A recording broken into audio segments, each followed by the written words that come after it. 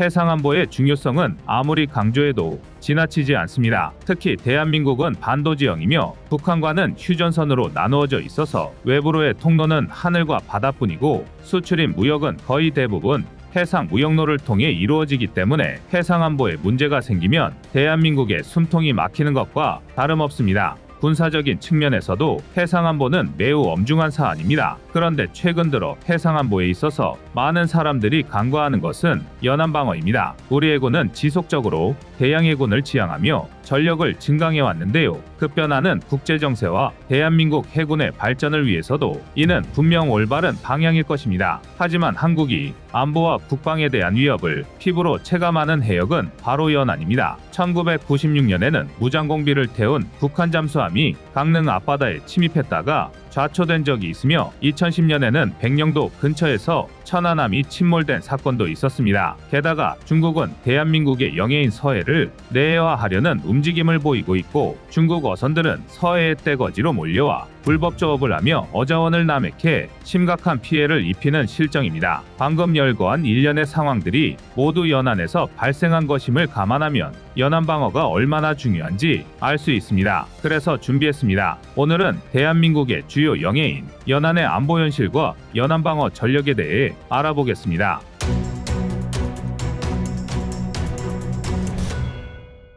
구독과 좋아요, 알림 설정은 꺼리튜브 운영에 많은 도움이 됩니다. 최근 방위사업청은 전술정보 중계기술의 국산화에 성공했다고 밝혔습니다. 전술정보 중계기술은 우리 군과 연합군의 감시, 정찰 정보를 실시간으로 공유할 수 있게 해주는 시스템입니다. 대한민국의 육군, 해군, 공군의 합동작전 또는 연합군과의 작전 시 감시정찰 자산과 정밀타격 자산 간의 정보 공유를 하기 위해서는 링크 16 단말기와 전술정보 중계장치 사이에 연동이 돼야 하는데 지금까지는 국내에 관련 기술이 없어서 해외 장비에 의존해야만 했습니다. 그러나 전술정보 중계장치 기술의 국산화에 성공함에 따라 해외 장비 의존도가 줄어들며 운영시 유지보수와 비용에 이점이 발생하게 됐으며 한국형 가변 메시지 포맷 등 다른 체계에도 확대 적용 가능하여 지휘통제 체계 및 전투 체계의 개발 기간과 예산을 최소화할 수 있을 것으로 기대되고 있습니다. 이와 같이 대한민국은 전술 데이터 링크에 관련된 기술까지 국산화하고 첨단 이지스함과 재래식 잠수함의 끝판왕이라 할 수 있는 3000톤급 잠수함, 도산한 창호함까지 자체 개발할 정도로 기술이 발전하고 있습니다. 이에 따라 우리 해군의 전력도 꾸준히 증강되고 있습니다. 하지만 시계 바늘을 조금만 뒤로 돌려 과거를 살펴보면 대한민국 해군은 오랫동안 연안해군에 머물러 있었다는 걸 알 수 있습니다. 연안해군은 해안선에 인접한 연안지역에서 작전을 수행하는 해군 부대를 의미하는데요. 연안방어, 안보작전, 무역로 보호, 인도적 지원 및 재난대응 등 다양한 임무를 수행합니다. 연안해군이 운용하는 무기체계는 주로 작고 빠르며 얕은 수심에서도 운용이 가능합니다. 예를 들어 초계함, 고속정, 잠수함, 그리고 무인항공 및 수상차량이 이에 해당합니다. 대한민국 해군이 과거 연안방어에 중점을 둔 것은 우리 군의 주력이 지상군 위주였으며 미국의 동북아시아 대외 전략에서도 한국 해군은 상대적으로 축소된 역할을 담당하게 되었기 때문입니다. 따라서 한국 해군은 제한된 대기뢰 전력이나 대잠수함 전력을 갖추고 미국의 상륙 작전을 지원하는 데 필요한 소규모 상륙 수송수단만을 보유하는 정도에 머물렀습니다. 이런 제한적인 작전 범위와 임무 탓에 한국 해군은 30마일 해군이라는 불명예스러운 명칭으로 불리기도 했습니다. 하지만 그렇다고 해서 연안방어가 중요하지 않다는 것은 아닙니다. 대한민국의 연안방어는 다른 나라와는 다른 특성을 가지고 있는데요. 주로 북한과 중국으로부터의 군사적 위협에 대비하는데 중점을 두고 있다는 것입니다. 휴전 이후 북한은 장기간 한반도의 안정을 위협하는 주요 요인이었습니다. 북한은 다양한 종류의 미사일과 잠수함을 보유하고 있으며 한국의 해안선을 공격할 수 있는 잠재력을 가지고 있습니다. 특히 북한의 잠수함 침투나 천안함 침몰 같은 사건이 또 발생하지 않게 하고 급격하게 해군력을 증강하는 중국에 대응하기 위해서도 연안방어 전력은 매우 중요합니다. 현재 중국 해군은 미 해군의 뒤를 이어 세계에서 규모가 가장 큰 해군으로 항공모함, 구축함, 잠수함 등 다양한 첨단 해군 자산을 대량 보유하고 있습니다. 한국 해군과 중국 해군의 전력을 비교하면 중국 해군이 규모에서는 한국 해군을 상당히 앞서고 있는 것으로 나타납니다. 중국 해군은 잠수함 전력에서 77척으로 한국 해군의 21척에 비해 압도적인 수를 보유하고 있으며 구축함 전력에서도 중국 해군은 56척으로 한국 해군의 12척을 크게 초과합니다. 또한 호위함 전력에서도 중국은 신형장카이급을 포함하여 상당한 물량을 운용하고 있습니다. 한국 해군은 첨단 기술을 바탕으로 건조한 함정 등을 운용하며 질적으로는 강한 면모를 보이고는 있으나 전체적인 규모에서는 중국 해군과 상대가 되지 않는 것이 사실입니다. 만약 대한민국과 중국이 해상에서 군사적 충돌을 일으킨다면 서해 등 우리연안일 확률이 높은데요. 연안방어의 중요성은 일반적으로 다음과 같은 몇 가지 핵심 요소로 설명될 수 있습니다. 우선 국가안보와 주권보호입니다. 연안방어는 해안선을 따라 위치한 국가의 영토를 보호하는 핵심적인 역할을 합니다. 해상에서의 군사적 위협이나 침략으로부터 국가의 영토와 주민을 보호하는 것은 모든 국가의 최우선 과제 중 하나입니다. 연안방어는 단순히 군사적 방어를 넘어 국가의 전반적인 안보, 경제, 환경을 보호하는 데 중요한 전략 개념이라고 할 수 있습니다. 그런데 연안방어라고 하면 흔히들 함정이나 잠수함 등으로 해상에서만 작전을 하는 것으로 알고 있지만 사실은 한 가지가 더 있습니다. 바로 항만인데요. 항만 역시 연안방어의 개념 안에 포함되어 있습니다. 먼저 항만과 항구의 차이점을 짚고 넘어가야 할 것 같습니다. 항구가 배를 정박시키는 공간이라면 항구의 기능 외에도 화물을 하역하고 처리하며 보관하는 등의 시설을 모두 갖추고 있는 곳이 항만입니다. 대한민국 수출입에서 절대 없어서는 안 될 곳이니만큼 정부에서는 항만청까지 두고 항만 관리를 하고 있습니다. 군사적 측면에서도 항만은 전략적 위치, 물류 지원, 해군 작전 거점으로의 기능을 합니다. 군사 장비와 병력 보급품의 수송과 배치에 필수적이며 해군 함정의 정비와 보수, 해상 작전의 출발점으로 활용되기도 합니다. 그래서 항만은 핵심적인 국가 기반 시설 중 하나인데요. 이런 항만이 적의 공격에 노출된다면 엄청난 피해가 발생할 수 있습니다. 지난 2015년에 북한 잠수함 70여 척이 우리 해군의 감시망에서 벗어난 적이 있어서 한바탕 난리가 난 적이 있습니다. 만약 그 북한 잠수함 중 한두 척이라도 우리 연안에 잠입해 항만 공격에 성공했다면 그 충격 여파는 상상을 초월했을 것입니다. 항만에 대한 적의 침투와 공격을 사전에 차단할 수 있는 시스템이 바로 항만감시 체계입니다. 항만 및 주변 해역에서의 보안을 강화하기 위해 설계된 항만감시 체계는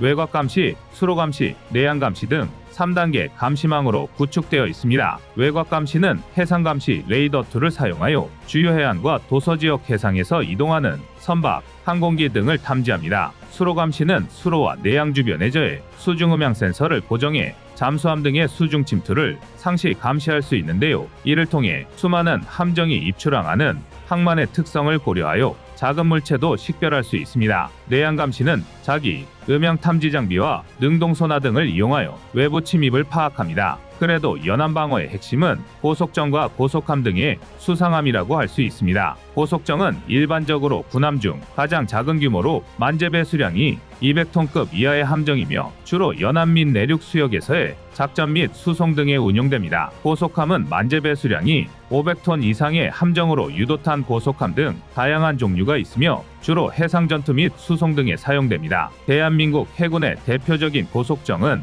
역시 참수리를 꼽을 수 있는데요. 1978년에 처음 건조되어 현재까지 운용되고 있습니다. 참수리 고속정은 빠른 속력과 전술 기동을 통해 연안 방어의 주력으로 자리 잡아왔습니다. 지금까지 70여 척이 건조되어 대간첩 작전, 국방 한계선 작전, 어로감시, 항만 방어 등 다양한 작전을 수행해왔으며 지난 제1, 2차 연평해전과 대청해전에서도 활약하여 북한의 경비정을 대파시킨 바 있습니다. 고속정보다 체급이 큰 유도탄 고속함은 한국 해군에서 사용되는 고속함 중 하나로 윤영하급 고속함으로도 불립니다. 윤영하급 유도탄 고속함은 고속으로 항해할 수 있는 활주형 선형을 채택하고 있으며 매우 이례적으로 프로펠러 추진장치가 아닌 워터제트 추진장치를 채용하였습니다. 윤영하급 유도탄 고속함은 40노트 이상의 최대 속도를 자랑하며 76mm와 40mm의 강력한 함포가 합재되어 있는데요. 76mm 함포는 해군 전투함 가운데서도 1000톤이 넘는 함정에만 탑재되었던 것과는 달리 윤영하급 고속함에도 탑재되었습니다. 여기에 40mm 함포는 분당 최대 600여 발을 쏠 수 있으며 빠른 발사 속도를 활용해 적함정의 항공기 요격에도 사용됩니다. 또한 윤영하급 고속함에는 사거리 140km의 대함 유도탄 해성 4기가 탑재되어 있으며 선체에는 스텔스 기법과 방화격벽이 적용돼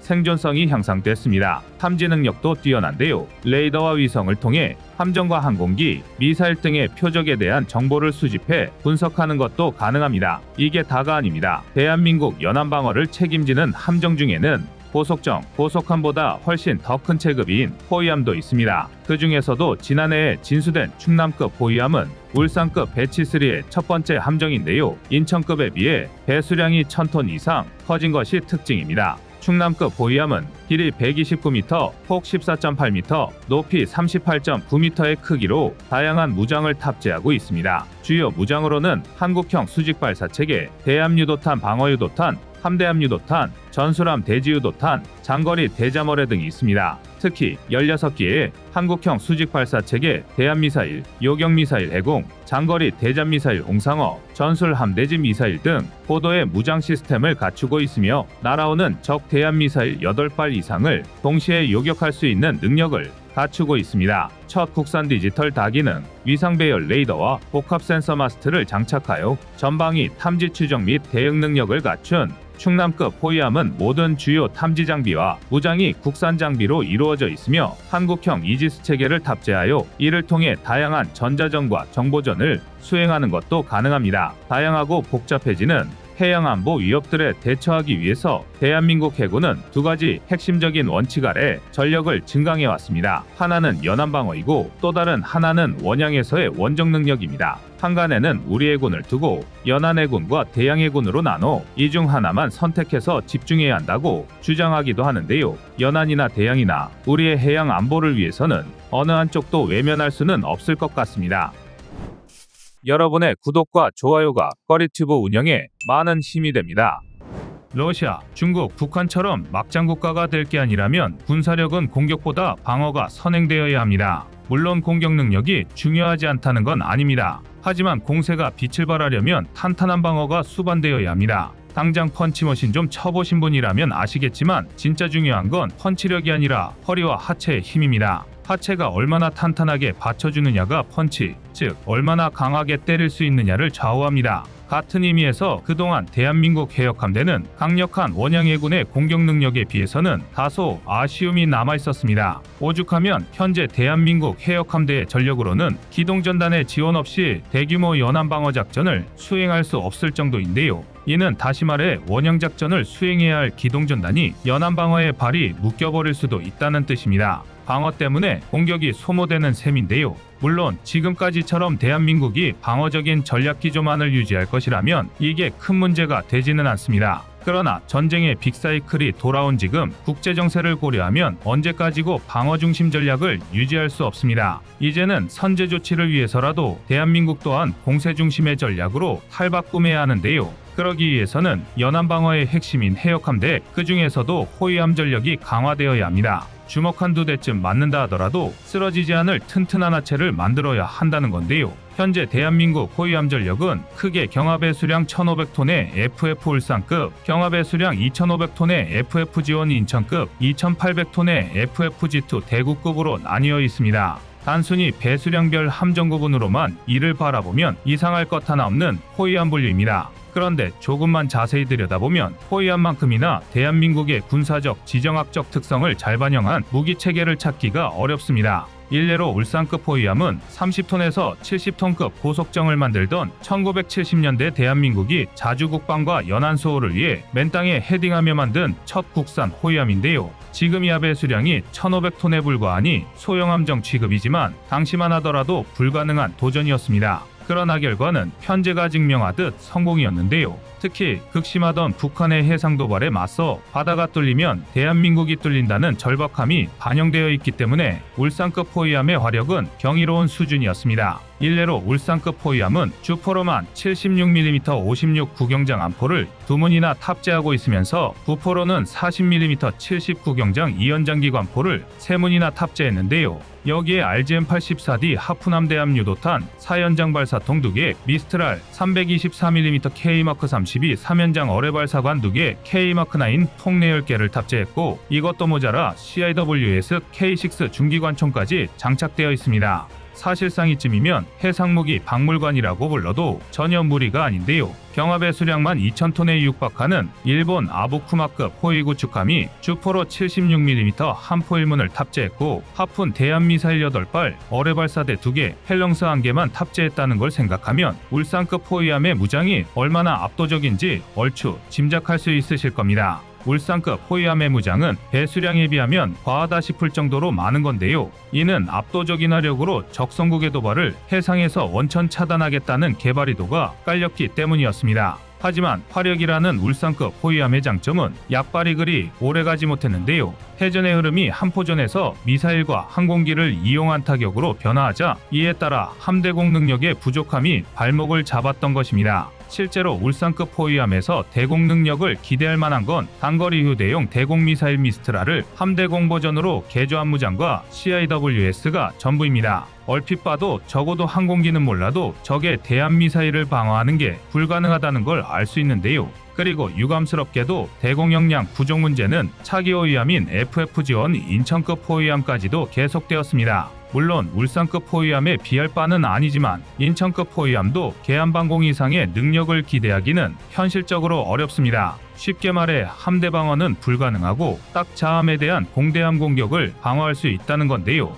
인천급 호위함도 일반적으로 구축함에나 탑재하는 127mm 함포를 탑재하고 4연장 해룡발사대 2기, 4연장 해성발사대 2기를 탑재하는 등 타격 능력은 타이 추종을 불허하지만 대공무장은 기껏해야 펠렁스 1문에 RIM-116 RAM 발사대 한기가 전부입니다. 두 차례 연평해전을 겪으면서 방어보다는 공격에 역량을 집중했기 때문인데요. 하지만 이는 수상교전 능력에서는 탁월해도 방어적 측면에서 불안감이 적지 않습니다. 수상전 능력이 아무리 막강하다 하더라도 바다는 수중부터 공중까지 다방면에 걸쳐 적의 공격에 대응할 수 있어야 합니다. 특히 전력 차이가 크게 날수록 우리의 적성국은 잠수함을 통해 침투할 확률이 높습니다. 어차피 싸워봐야 이길 수 없기 때문인데요. 반대로 중국 같은 경우는 공중을 통해 대한민국 연안을 위협하고 있습니다. 특히 항모를 동원해 서해 연안을 공격한다면 울산급 호위함 정도의 대공 능력으로는 손 놓고 지켜볼 수밖에 없습니다.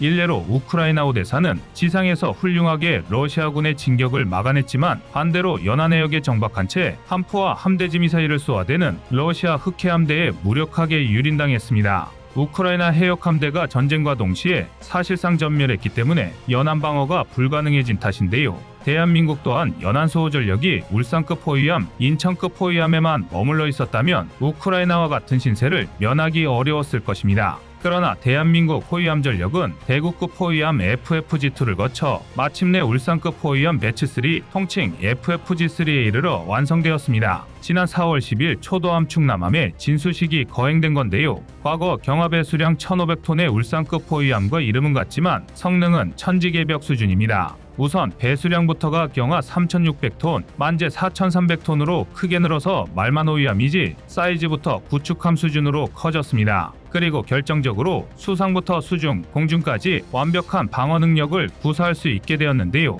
하지만 사실 무장만 따지면 이미 대구급 호위함에서부터 완벽한 상태긴 했습니다. 다른 것보다 KVLS를 16셀이나 탑재하면서 해공대함 유도탄, 방어 유도탄, 홍상어 장거리 대자머렉, 전술함대지 유도탄을 모두 자유롭게 운용할 수 있게 되었기 때문인데요. FFG3가 해역함대의 완성으로 평가받는 진짜 이유는 따로 있습니다. 바로 레이더입니다. 우선 예인형 소나는 SQR-250K가 탑재되었습니다. 이는 세종대왕급 구축함에도 탑재된 SQR-250K 응용의 최신 개량형인데요. 주파수가 높아지면서 탐지거리는 줄어들었지만 그만큼 해상도가 상당히 상승했습니다. 세계적으로 악명 높은 대한민국 서해 연안의 복잡한 해저 지형을 보다 효과적으로 탐색하기 위해서 SQR-250K를 선택한 건데요. 해저 지형이 복잡하다는 건 그만큼 적성국의 잠수함이 숨을 공간이 많아진다는 것이기 때문에 소나가 선명할수록 대잠전에 유리합니다. 게다가 SQR250K는 운용 심도만 350m에 달하기 때문에 울돌목처럼 해류가 거센 바다에서도 탐지 여유를 극한까지 끌어올릴 수 있습니다.